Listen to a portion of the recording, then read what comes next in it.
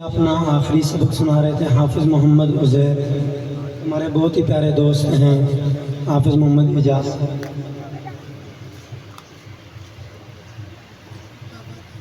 تو حافظ محمد اجاز صاحب کے بیٹے ہیں ماشاءاللہ، اللہ تعالیٰ جتنے بھی حفاظ کرام یہاں سبق سنا رہے ہیں یا سنا چکے ہیں یا سنائیں گے، اللہ تعالیٰ سب کو اپنے دین کے لیے قبول فرمائے۔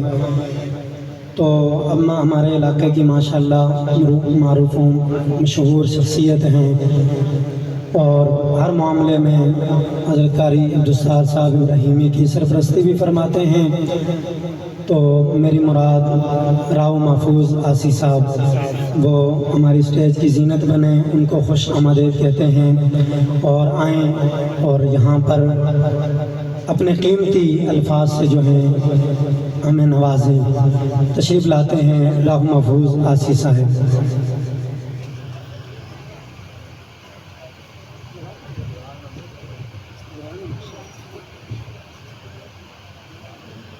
اعوذ باللہ السمیع العلیم من الشیطان الرجیم، بسم اللہ الرحمن الرحیم۔ میرے انتہائی قابل احترام علماء کرام، مشائخ اعظام اور انتہائی قابل احترام دوستوں، بزرگوں، ساتھیوں، بچوں، السلام علیکم ورحمۃ اللہ وبرکاتہ۔ میرے بارے میں قاری مدثر صاحب نے بہت کچھ کہہ دیا، میں اس کا لائق تو نہیں تھا۔ اللہ تعالیٰ ان کے الفاظ کو بھی قبول کرے اور مجھ میں جو خامیاں کوتاہیاں ہیں جنہیں میں جانتا ہوں، اللہ تعالیٰ مجھے اس پہ پردہ پوشی کرے۔ آج کی یہ محفل بلا شبہ میرے لیے بھی ایک اعزاز کی باعث ہے، اس لیے کہ میرا گھر بھی اس کے ساتھ ہی ہے اور میرے علاقے میں ہو رہی ہے، اور یہاں الحمدللہ سارے نمازی حضرات بھی تشریف فرما ہیں، علماء کرام بھی تشریف فرما ہیں۔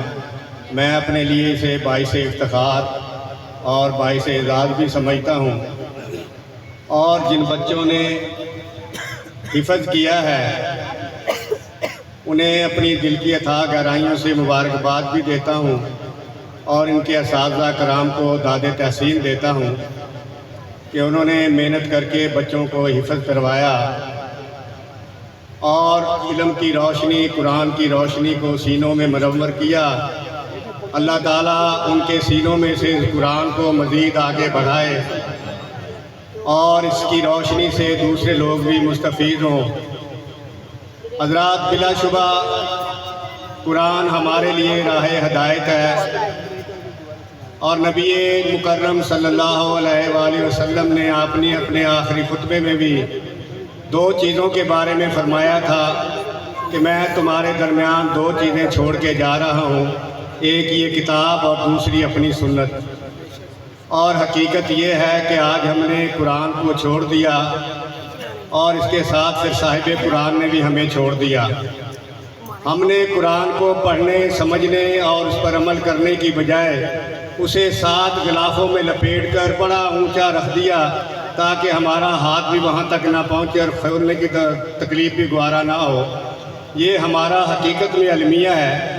سوشل میڈیا کا دور ہے، آپ کو پتہ ہے کہ نت نئی چیزیں سامنے آ رہی ہیں، ایسی دین میں خرافات اور واہیاتیں پیدا ہو چکی ہیں کہ نعوذ باللہ جن کا دین سے، قرآن سے دور کا بھی واسطہ نہیں ہے، اور یہ ایک ہمارا المیہ بنتا چلا جا رہا ہے کہ قوم قرآن کو چھوڑ کر بھٹکتی چلی جا رہی ہے اور بھٹکتی چلی جا رہی ہے، نہ جانے کہاں جا کر اس کا انجام ہوگا۔ اور میں ذاتی طور پر یہ محسوس کرتا ہوں، میرے یہاں قاری طیب عثمانی صاحب ماشاءاللہ صبح فجر کے بعد درس قرآن دیتے ہیں، میں بھی کبھی کبھی مستفید ہوتا ہوں۔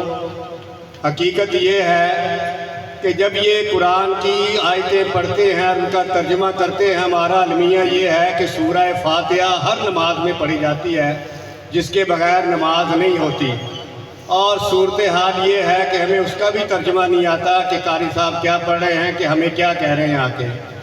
سورہ فاتحہ ہی کا اگر مطلب موجود نہیں ہے، پتہ نہیں ہے، تو میرا خیال ہے دین سے ہم کتنا دور ہیں یہ آپ کو بھی اندازہ ہو جانا چاہیے، مجھے بھی اندازہ ہو جانا چاہیے۔ اس لیے میں زیادہ تفصیل میں تو نہیں جانا چاہتا، صرف آپ سے اس بات کی درخواست کروں گا کہ اللہ تعالیٰ قرآن پہ مجھے بھی اور آپ کو بھی پڑھنے کی ہی نہیں بلکہ اس پہ عمل کرنے کی، اس کو سوچنے سمجھنے کی توفیق عطا فرمائے۔ قرآن انسانوں کے اوپر نازل ہوا، یا حی الناس یا حی الناس، پتہ نہیں کتنی جگہ اس نے پکارا۔ کسی چرند پرند نباتات درختوں کے اوپر یا حیوانوں کے اوپر نازل نہیں ہوا، انسانوں کے اوپر نازل ہوا، انسانوں کی ہدایت کے لیے نازل ہوا۔ لیکن المیہ یہ ہے کہ انسان اس سے دور ہوتے چلے جا رہے ہیں، اس کو چھوڑتے چلے جا رہے ہیں۔ اس کا نتیجہ آج آپ دیکھ رہے ہیں کہ ہمارا سب کچھ چل رہا ہے، حج کے اجتماعات بھی ہو رہے ہیں، تبلیغی اجتماعات بھی ہو رہے ہیں، دوسرے اجتماعات بھی ہو رہے ہیں، سب کچھ ہو رہا ہے، لیکن ہمارے اعمال، ہمارے معاملات بالکل اس کے الٹ چلے جا رہے ہیں، بالکل الٹ۔ میں دیانتداری سے کسی کی دل آزاری کے لیے یہ بات نہیں کہہ رہا کہ آپ یہ دیکھیں کہ نبی محترم صلی اللہ علیہ وسلم نے فرمایا کہ ملاوٹ نہ کرو، ہم کرتے ہیں۔ جھوٹ نہ بولو، ہم بولتے ہیں۔ کاروبار و لین دین میں کسی کے ساتھ خیانت نہ کرو، دھوکہ نہ دو، ہم کرتے ہیں۔ اللہ کے نبی نے فرمایا کہ سود نہ کھاؤ، ڈٹ کے سود کا کاروبار ہو رہا ہے حکومتی سطح سے لے کے نیچے تک۔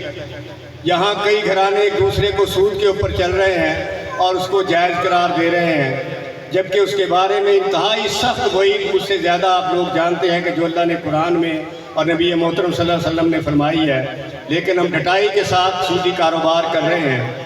ہم اللہ کے نبی نے فرمایا کم نہ تولو، ہم تول رہے ہیں۔ ملاوٹ نہ کرو، ہم کر رہے ہیں۔ یتیم کا مال نہ کھاؤ، کھا رہے ہیں۔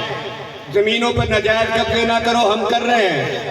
یہ پورا معاشرہ اس کی لپیٹ میں ہے۔ میں یہ سمجھتا ہوں کہ جو لوگ ان چیزوں سے بچے ہوئے ہیں وہ واقعی اس دور کے قرون اولیٰ کے مسلمان ہیں، اور حقیقت یہ ہے کہ اللہ تعالیٰ ہمارے حالوں کے اوپر رحم فرمائے۔